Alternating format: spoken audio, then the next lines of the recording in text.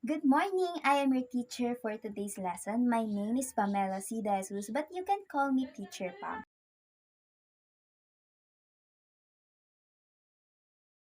Our lesson for today is time conversion. At the end of this lesson, you will be able to determine the length of time of an event, appreciate the importance of knowing the time conversion, and solve problems related to the length of time in a real life situations. I am holding an object here. And can someone tell me the name of this object? Yes, very good. This is a clock or an analog clock to be specific. And what is the purpose of this clock? Very good, to tell us the time. But before the clock was invented, what do you think is a tool of our ancestors or primitive men to know the time? Okay, you don't know the answer? Okay, they use the position of sun or stars and sundial or hourglass, and they also use water clock and many other tools. But now, unlike in the past, we are using this tool to measure the time. So, how do we use it? How can we tell the time using clock? Okay, this clock has three hands: a second hand, the fastest hand, a minute hand, and the minute hand is the second and the fastest, and the hour hand is the shortest one, is lowest hand in the clock. Okay, so the whole rotation of second hand is equivalent to 60 seconds. That equals to 1 minute. And the whole rotation of minute hand is 1 hour. And the two rotations, yes, the two rotations of our hand is equivalent to 24 hours or 1 day. So, other than our minute and seconds, we also have other conversion factors like what we see in the table on the screen. Okay, remember class?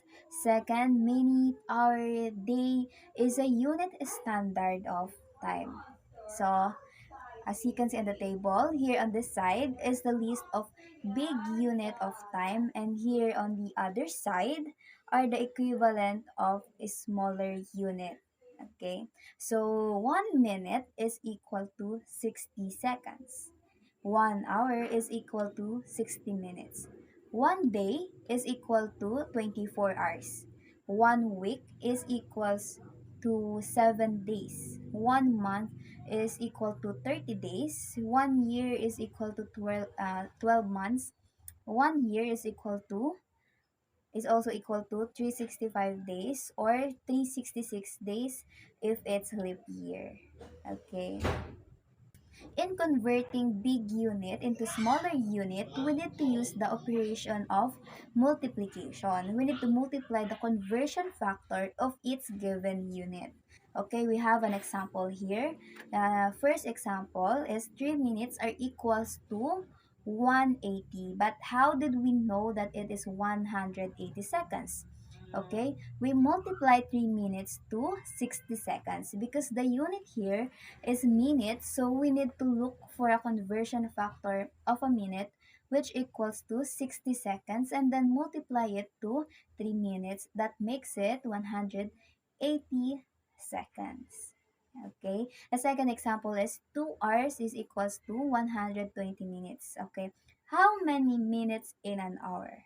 So we have 60 minutes. So 60 minutes multiplied by 2 is equal to 120 minutes. Okay, do you get it? Okay, for our third example is 4 days. 4 days is equals to 96 hours. But how do we know that it's 96 hours? Simply because 4 times 24. 24 refers to the hour in a day. So, for 4 days, okay, times 24 equals to 96 hours. Okay, so the three example are from bigger unit to a smaller unit. But what if we are looking for a bigger unit from a small unit.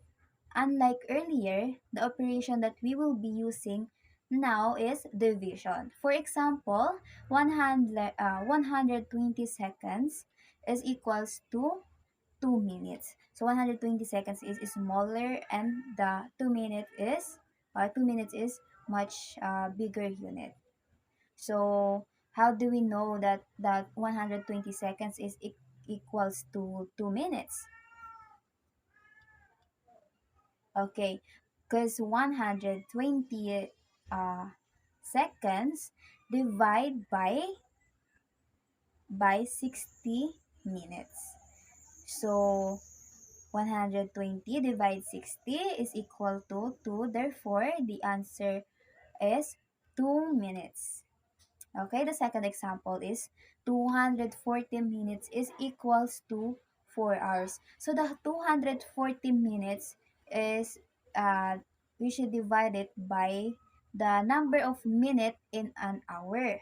So how many minutes in an hour? We have 60 minutes. So 240 divided 60 minutes is equals to 4 hours. Okay? So the third example is 168 hours is equal to 7 days. Okay, how do we know that the correct answer is 7 days? Because 168 hours divided by an hour, or yes, an hour in a day. So how many hours do we have in a day? We have 24 hours. So 168 hours divided by 24 hours is equals to 7. Or so therefore the answer is 7 days. Okay? So what we did was metric converter method. There is another way of solving this problem by making a table like this. So for example, we are looking for number of days in 168 hours. Just simply look at the table and know the equivalent of the unit. So there we can see that 168 hours is equivalent in 7 days. Okay, so now I will ask you about questions about conversion of time, or conversion factor, no? We have how many days in a year? Can someone answer? Yes, 365. Or if leap year, how many days? Okay, we have 366. Okay. And how many hours in a day? We have, very good, 24 hours. And how many minutes in an hour? Okay, very good. It's 60 minutes. And how about the seconds in a minute? Okay, it's also 60, but 60 seconds. Okay. Now that we know the length of each standard unit of time, I will ask a question. What do you think is the importance of knowing time? Is it really important to know the time? Yes, very good. To be able to identify the length of an event and to have a sense of urgency, or to be able to savor every moment in our life. Because as saying goes, time is gold, but we can't treasure the time if we don't know how to measure it. So, yes, it is very important to know the time. It is part of our daily life. Okay, very good. So let's move on to our next question. Okay, in this scenario, I want you to listen and analyze the situation and give the uh, answers to the following questions. Okay. So Anna helps her mother to clean their house. They start at 7 a.m. and finish at 9 a.m. Okay, so the first question is, when did they start cleaning their house? Okay, okay, 7 a.m. Very good. How many hours did Anna and her mother finish cleaning the house? Okay, 2 hours, very good. Okay, very good. So, how many minutes are there in 2 hours?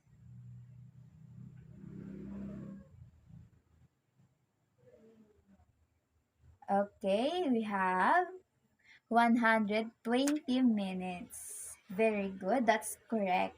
But how did you come up with that answer? Can you please explain? Just explain the method that you use. Okay, very good. The method that you use is correct. You use multiplication operation. You identify first the unit. So we have two hours, and in 1 hour, there's 60 minutes. So 60 minutes multiplied by 2.